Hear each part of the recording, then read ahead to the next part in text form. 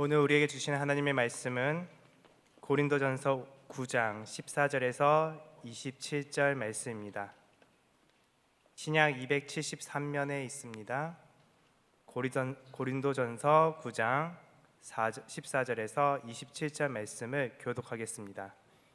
이 계시의 말씀을 읽을 때 살아계신 주님의 음성을 들으실 수 있기를 바랍니다. 이와 같이 주께서도 복음을 전하는 자들이 복음으로 말미암아 살리라 명하셨느니라.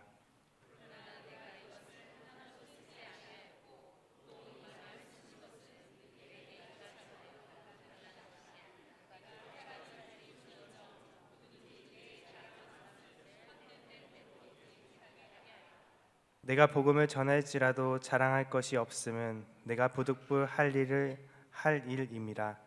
만일 복음을 전하지 아니하면 내게 화가 있을 것이로다.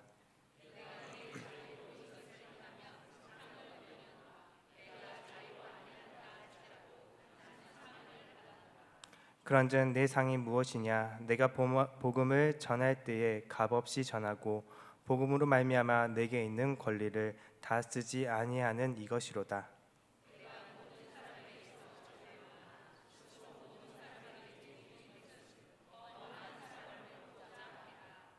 유대인들에게 내가 유대인과 같이 된 것은 유대인들을 얻고자 함이요 율법 아래 있는 자들에게는 내가 율법 아래 있지 아니하나 율법 아래 있는 자 같이 된 것은 율법 아래 있는 자들을 얻고자 함이요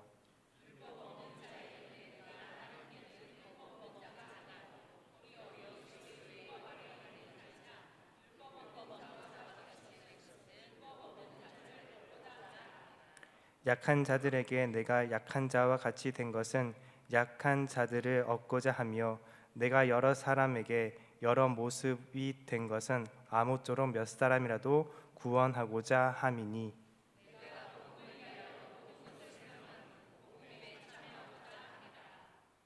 운동장에서 다름질하는 자들이 다 달릴지라도 오직 상을 받는 사람은 한 사람인 줄을 너희가 알지 못하느냐? 너희도 상 받도록 이와 같이 다름질하라.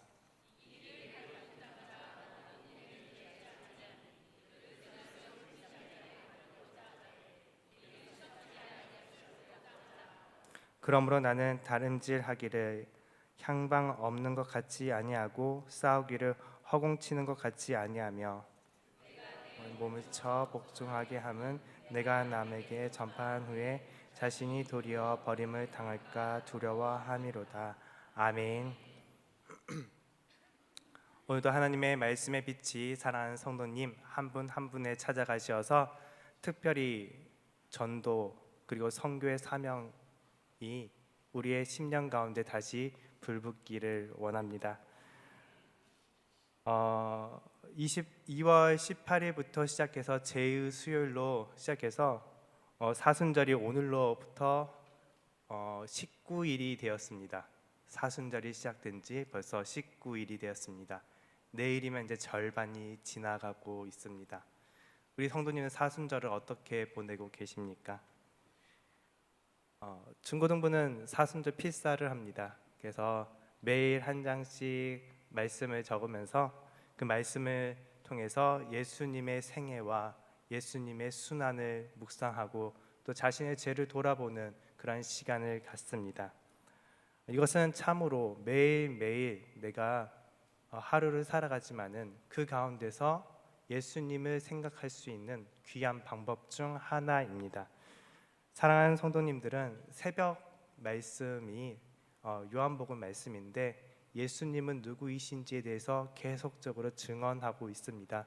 그 놀라운 증언의 말씀을 우리 성도님 묵상하면서 사순절 하루하루의 첫 시작을 하나님께 드리고 또 예수님과 함께 교제하시면서 하나 되면서 연합되어서 사순절의 시간을 보내기를 바랍니다. 광주 성안교회 교육자를 하면서 교회는 무엇일까라는 생각을 계속 하게 됩니다. 교회는 무엇일까? 교회란 무엇일까?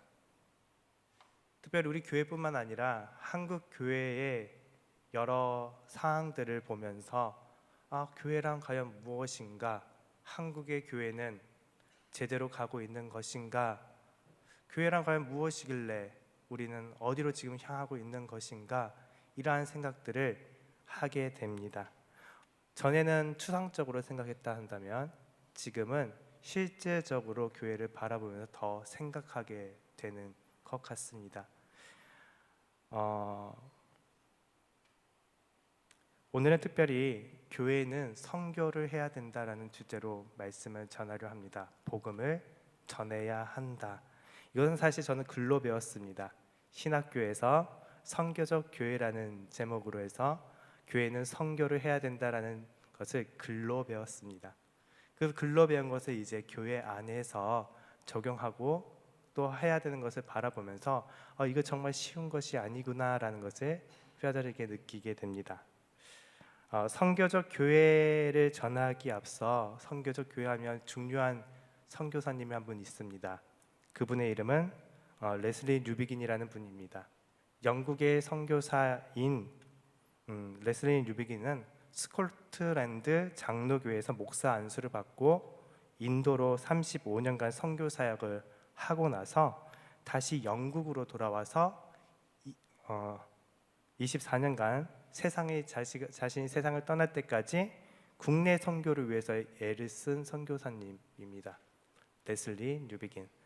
처음 들어보신 분도 있을 건데 한번 기억하면 좋겠습니다. 그는 영국을 떠나서 인도로 갔을 때도 선교사였습니다. 그리고 인도 선교를 마치고 영국으로 국내로 다시 돌아왔을 때도 그는 선교사적 삶을 살아야 했습니다.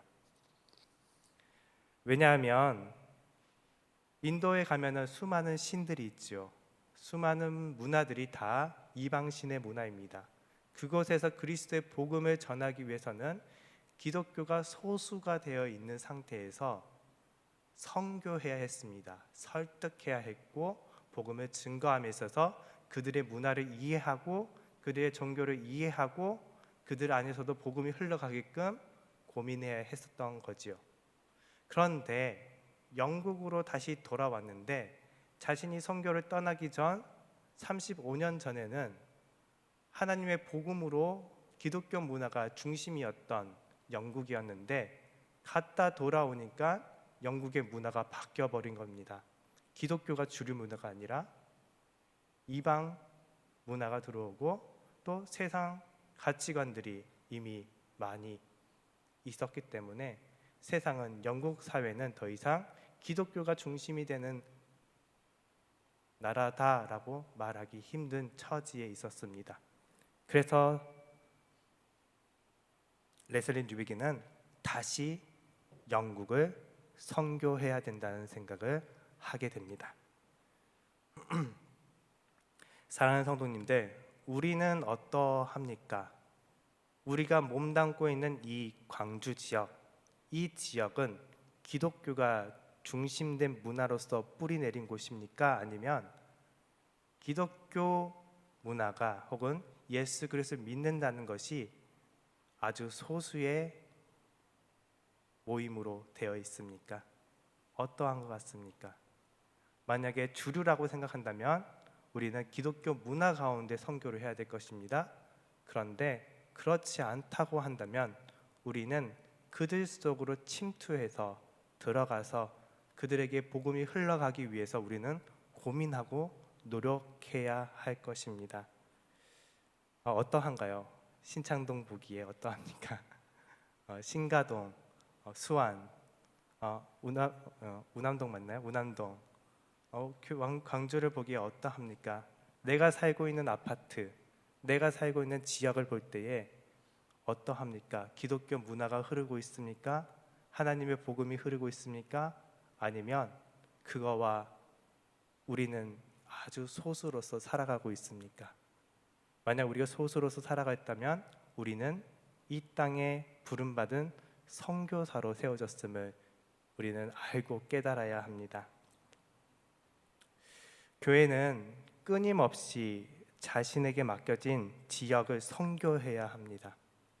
만약에 교회가 선교하는 사역을 멈춘다면 우리 세대 때는 통용됐을지 모르는 기독교 문화가, 신앙이 다음 세대로 넘어가지 않게 됩니다. 그리스도의 문화가 잃어버리고 마는 것입니다. 주님의 문화가 교회 안에서 다시 선포되어지는 것이 아니라 신창, 신가, 수안, 광주 지역에서 그 어느 곳에서도 그리스도의 복음이, 그리스도의 문화가 흘러가지 않는다면 이곳은 이교도의 땅이 될 것이고 세상 가치만이 팽배한 땅이 될 것입니다. 교회는 예로부터 그 지역의 이름을 따서 이름을 정했습니다. 예를 들면은 안디옥에 있는 교회는 무슨 교회일까요? 네, 안디옥 교회죠. 에베소에 있는 교회는 어떤 교회일까요? 네, 로마에 있는 교회는 무슨 교회를 할까요? 네, 로마의 교회입니다. 그리고 지금도 각 나라의 이름을 따서 교회 이름을 전 세계 교회에서는 이름을 말합니다. 그 교회의 나라가 어디인지, 그 교회가 있는 지역이 어디 있는지를 기입을 해서 자신의 교회가 어딘지를 밝힙니다. 우리 성황교회는 앞에 광주 성황교회라고 있지요. 그러니까 성황교회는 광주를, 선교를 책임지고 있는 교회이다라고 지금 교회 이름이 알려주고 있는 것입니다. 제가 알기로 맞는지 모르겠어요. 혹시 틀렸다면 정정해 주시면 됩니다. 원래 우리 교회가 우남동에서 개척된 것이 맞나요? 네, 우남동에서 먼저 개척이 되었죠. 그러고 나서 여기 신창동으로 왔으니까 우남동과 신창동에 있는 성도님들이 있습니다. 그리고 꼭 우남동과 신창동에만 있는 것이 아니라 제가 있는 교구에서는 해남에 계신 분도 있고 나주에 계신 분도 있습니다. 그러니 교회가, 우리 성황교회가 여기 이 신창동에 있는 이 교회 건물이 있는 곳만 교회가 아니라 우리 성도님이 계신 그곳이 바로 우리 교회의 지경입니다. 우리 성황교회의 지역인 것입니다. 성황교회는 큽니다. 성황교회가 감당해야 될 지역은 굉장히 넓습니다. 우리가 감당해야 할 선교지는 굉장히 큽니다. 이 곳을 감당하기 위해서는 우리는 성령님의 도우심이 무지무지 필요합니다.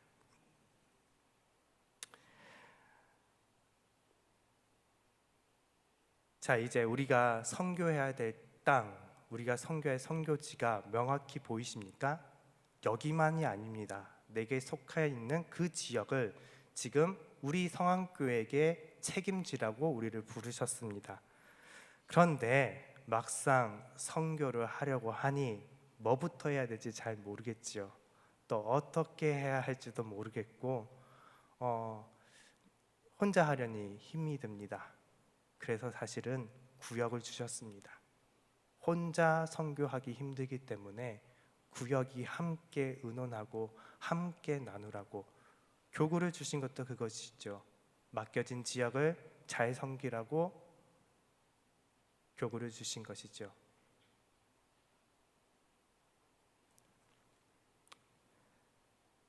우리의 힘만으로 힘듭니다. 혼자의 힘만으로 어렵습니다. 시대가 바뀌고 세대도 많고 다양한 사람들이, 내가 살고 있는 아파트 한 라인에도 수많은 세대의 사람, 세상에 다른 가치가 있는 사람들이 있는데 이들을 설득하고 주의 복음을 전파하기 위해서는 우리는 함께 지혜를 모아야 하는 것입니다. 특별히 성령 하나님께서 역사해 주셔서 일마다 때마다 복음을 전파할 수 있는 힘과 능력을 주시고, 또한 우리가 지혜로 그들에게 살아계신 아버지의 복음을 증거할 수 있게 해야 합니다. 기도해야 합니다. 우리 사도행전 1장 8절에 주님께서 말씀하셨죠. 오직 성령이 너에게 임하시면 너희가 권능을 받고 예루살렘과 온 유대와 사마리아와 땅끝까지 이르러 내 증인이 되리라 하시니라. 아멘.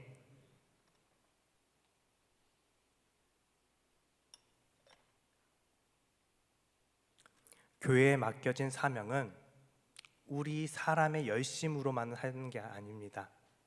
좋은 계획만으로 하는 것이 아니라 성령 하나님이 일하시기 때문에 우리는 그 힘에 힘입어서 선교의 사명을 감당할 수 있습니다. 또한 성령님께서 주시는 믿음의 분량대로 내게 보이는 그 영혼의 믿음대로 우리는 그분의 인도하심을 따라서 복음을 증거할 수 있습니다. 만일 내 영혼 가운데 구원해야 될 대상이 한 명도 보이지 않다면 우리는 성령 하나님께 구해야 합니다. 내 영의 눈을 띄어서 한 영혼을, 주님께서 한 영혼을 맡기신 것을 잘 감당하게 능력 주시라고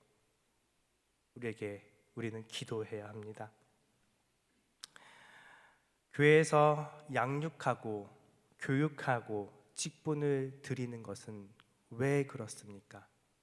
무엇을 하라고 교육하고 양육하고 그리고 직분을 줍니까? 믿음의 분량에 따라서 그 믿음이 초등학생의 믿음과 같다면, 초등 믿음과 같다면 그 믿음의 분량이 점점 더 자라서 하나님의 복음 사역을 더 잘 감당하라고, 우리의 지혜가 부족하니까 하나님의 말씀을 더 공부하여서, 우리의 능력이 부족하니까 성령님께 기도하고 간구하고 영성이 더 깊어져서 하나님을 더 간절히 의지하는 그 능력을 힘입어서 어떻게 하면 내가 살고 있는 지역에 주의 복음이 전파되게 할까를 거기에 사용되라고 우리는 교육하고 양육하고 또 직분을 주는 것입니다. 스데반 선교사는, 스데반 지사님은 자신을 미워하고 죽이고자 하는 대중들 앞에서 주의 복음을 전파하다 돌에 맞아 죽으셨습니다. 직분에 주신 것은 선교의 사명을 감당하라고 주신 것입니다. 교구를 나누고 구역 모임을 하는 것도 같은 목적입니다. 함께 자신에게 맡겨진 지역을 혼자 힘으로 감당하기 힘드니 한 겹줄 하나가 두 개가 되고 둘이 셋이 되어서 함께 이 어려운 사역을 감당하라고 하는 게 그 목적이죠. 다시 말해 교회에 이루어지는 모든 것은 그 목적이 선교에 있습니다.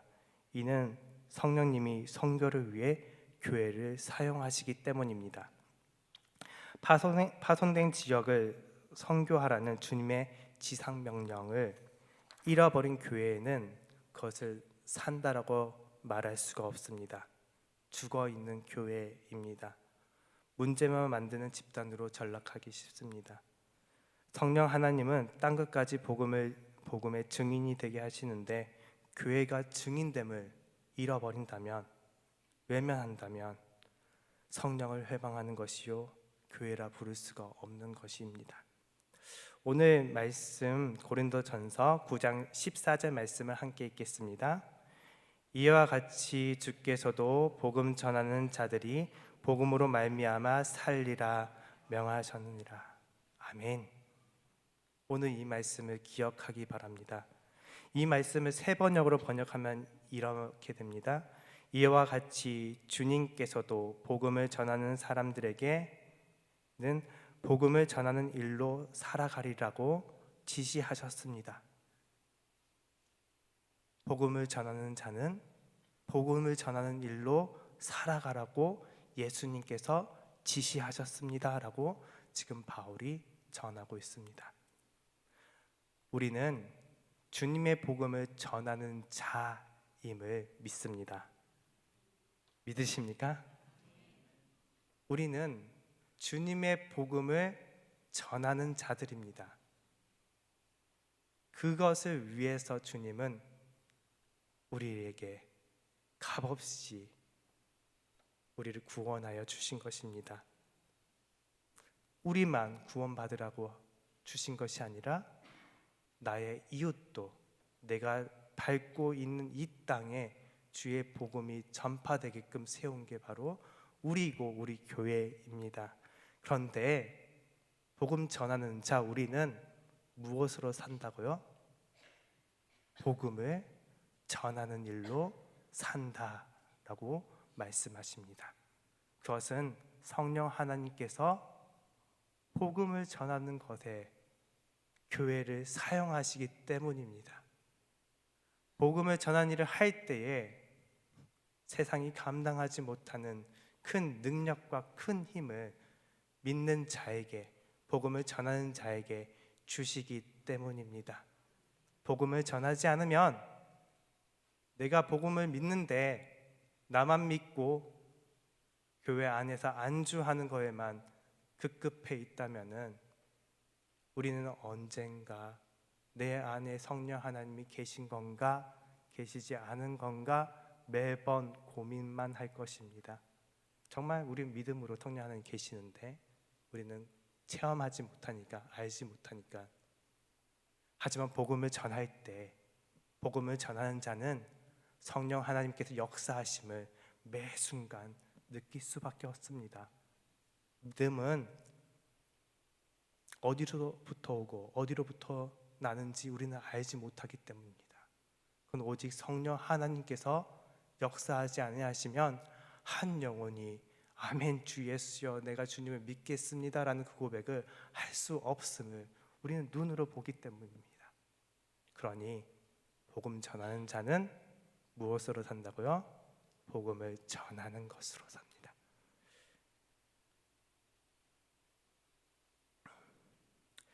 사도 바울은 어떻게 해서든 복음을 전파하고자 합니다. 때를 얻든지 못 얻든지 누구에게든지 복음을 전파하려 합니다. 우리 고린도전서 9장 20절에서 23절 말씀을 우리 같이 한 목소리로 읽겠습니다.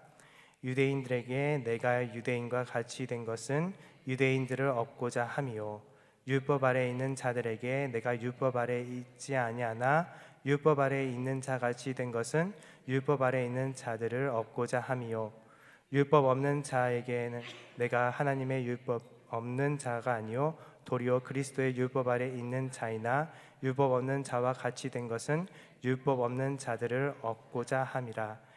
약한 자들에게 내가 약한 자들을 얻고자 함이요 내가 여러 사람에게 여러 모습이 된 것은 아무쪼록 몇 사람이라도 구원하고자 함이니 내가 복음을 위하여 모든 것을 행함은 복음에 참여하고자 함이라. 아멘. 유대인을 얻기 위하여서 율법 아래 있지 않지만 율법 아래 있는 자처럼 행동하고 율법 없는 이방인들을 위해서 나는 그리스도의 율법 아래 있으나 율법 없는 자처럼 행하고 약한 자를 위해서 자신은 또 그 약한 자리로 내려가서 약한 자가 되고 아무쪼록 한 사람이라도 더 구원하고자 복음을 전하고자 사도 바울은 애쓰고 있다라고 지금 말씀하고 있습니다. 이렇게 해야 되나 저렇게 해야 되냐 그 선택의 기준은 복음의 전파에 있습니다. 선교 사명에 있습니다. 교회가 이렇게 가야 할까 저렇게 가야 할까 내가 오늘 이렇게 살아야 될까 저렇게 살아야 될까 고민이 되신다면 이것이 하나님의 선교 하나님의 복음 전파에 도움이 되는 것인가 방해하는 것인가를 살피시면 됩니다. 그러면 교회는 바르게 갑니다.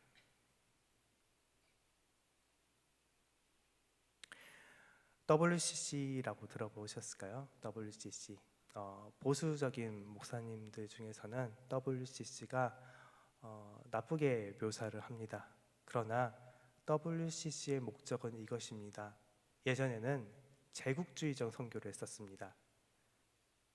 서양 문화, 서양 기독교 문화가 우월하고 참으로 하나님을 믿는 방식이니 이 방식 그대로 이방 나라에 이식을 하면은 그곳이 복음화가 될 것이다. 서양화되는 것이 참으로 복음이다라고 생각하고 전파했던 방법에 대해서 이것이 옳지 않다. 그 나라, 그 문화에 흐르고 계시는 하나님을 발견할 수 있도록 해야 한다라고 했던 방식, 그러한 것을 주장하는 것이 바로 WCC입니다. 그래서 그들이 보기에는 이것이 하나님의 선교보다는 여러 신을 믿고 있는 것처럼 보여지기도 합니다. 그러나 목적이 그것이 아닙니다. 그 나라, 그 문화에 흐르고 있는 하나님을 발견할 수 있도록 돕는 것, 그런 것에 대해서 이야기 나누기 때문에 그렇게 보이는 것뿐이지, 진짜 목적은 그 땅에, 그 지역에 하나님의 복음이 전파되기 위해서입니다. 우리 젊은 세대 친구들 그 문화 가운데서도 우리는 고민해야 합니다. 그 가운데 이건 정말 하나님의 문화 같지 않아라고 버릴 것이 아니라 그 가운데서도 하나님의 복음이 전파될 수 있는 방법들을 우리는 찾아내야 됩니다. 그게 바로 청소년 사역인 것이죠. 그리고 지금 이 우리 노인들, 노년들의 삶 가운데서도 하나님의 복음이 그때 나 봤던 거야, 나 알고 있어 라고 거부하는 이들에게도 찾아갈 수 있도록 그 방법들을 우리는 고민하고 찾아야 합니다. 그거는 어떤 위대한 사람이 와서 하는 것이 아니라 지금 나에게, 그리고 우리 성황교회에게 이 지역을 감당하며 고민하면서 함께 만들어 가라고 주신 선교적 사명인 것입니다. 다른 누구도 못합니다. 서울에 있는 누가 해결해 줄 수 있는 게 아니라 우리만이 이 사명을 감당할 수 있습니다. 우리가 이 지역에 살고 있기 때문입니다. 레슬리 뉴비기는 교회를 볼 때 교회의 관리하는 것, 그리고 안정되게 만드는 것을 선교의 중요한 일이라고 말씀합니다. 오늘 우리 관리위원회에서 또 찬양을 하였지만 이것이 곧 선교이다라고 지금 말하고 있는 것입니다. 교회가 안정되지 못하고 하나 되지 못하고 서로 싸우고 불협화음이 난다면 아무리 복음을 전파하고 교회로 모셔온다 하여도 교회를 통해서 우리가 교회이지만 세상 교회이고 우리가 세상 교회이지만은 하나님의 나라의 그 표본을 보여주어야 할 교회이기도 합니다. 그렇기 때문에 우리는 하나 되어야 합니다. 서로 싸우지 않고 화해해야 합니다. 중고등부 친구들과 사순절 의미를 나누면서 말씀을 매주 전하고 있는데요. 사순절 기간 동안 첫 번째 주는 참회에 대해서 이야기 나눴습니다. 나의 죄를 고백하는 거에 대해서 우리 친구들과 말씀을 나누었지요. 그리고 나서 두 번째 주는 나의 죄를 고백하면 어떤 일이 벌어질까요? 주님께서 그것을 용서해 줄까요? 아니면 용서하지 않으실까요? 용서하시죠. 사순절은 용서가 일어납니다. 우리의 죄를 고백할 때에 주님께서 용서해 주십니다. 이것은 하나님과 나와의 관계뿐만 아니라 나와 이웃의 관계도 동일합니다. 우리는 십자가의 관계를 아시잖아요. 하나님과 나의 관계가 회복된 같이 나와 이웃의 관계가 회복되어져야 된다. 그러니까 나의 죄를 고백하고 용서를 구할 때 용서를 받고, 혹은 나에게 죄를 잘못했다 말하는 사람을 용서해주고, 서로 용서해줄 때 무슨 일이 또 일어나죠? 서로 화해가 일어납니다.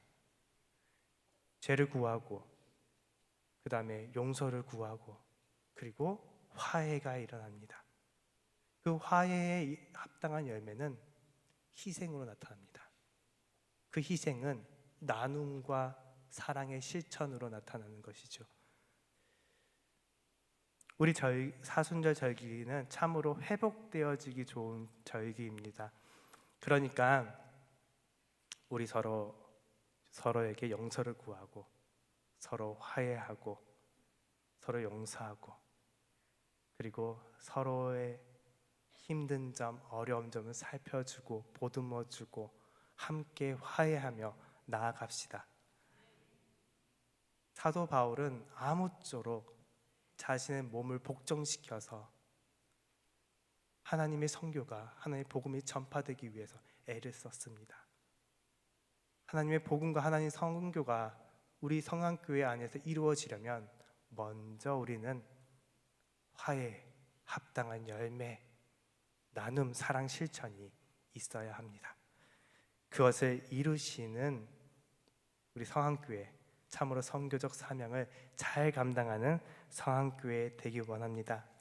어떠한 사람들은 썩어질 면류관을 위해서, 트로피를 위해서 열심히 자신을 절제하고 내 마음을 내려놓고 애를 씁니다. 우리는 썩지 아니할 면류관, 하나님이 주신 구원의 면류관을 향해서 나아가고자 합니다. 우리 성안교회가 거기에 앞장서기를 원합니다. 그 트로피를 받는 사람이 한 사람인 걸 알지 못하느냐라고 지금 바울은 말하고 있습니다. 우리 열심을 냅시다. 선교적 사명을 내가 속해 있는 모든 조직에서, 우리 교회 모든 조직에서, 모든 곳에서 주님께서 우리에게 명령하신 지상 명령, 사마리아와 땅끝까지 이르러 내 복음을 증거하라는, 내 복음이 세대를 넘어서 전파되기 원하시는 주님의 그 사명을 잘 감당하는 성안교회 되기를 주님의 이름으로 축복합니다.